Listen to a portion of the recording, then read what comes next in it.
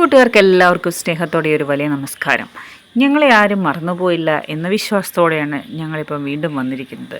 ഇതൊരു നീണ്ട കാലയളവിന് ശേഷമാണ് ഞങ്ങൾ വീണ്ടും ഈ വ്ലോഗിലേക്ക് വന്നിരിക്കുന്നത്. ഞങ്ങളിവിടെ നാട്ടിലില്ലാത്തതുകൊണ്ടാണ് ഞങ്ങൾക്ക് വീഡിയോസും ഷോർട്സും ഒന്നും ഇടാൻ സാധിക്കാത്തത്. എന്ന് പറഞ്ഞാൽ ഞങ്ങളെ ആരും മറന്നു പോകുമോ, ഞങ്ങളെ സബ്സ്ക്രൈബ് ചെയ്യാതിരിക്കുകയോ ഒന്നും ചെയ്യരുത്. ഞങ്ങളെ വീണ്ടും വീണ്ടും സപ്പോർട്ട് ചെയ്യണം.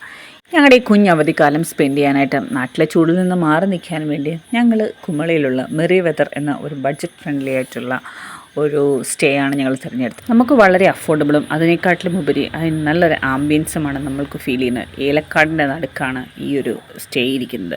പിന്നെ അവിടുത്തെ ഫുഡ് അത് പറയാതിരിക്കാൻ വയ്യ കേട്ടോ.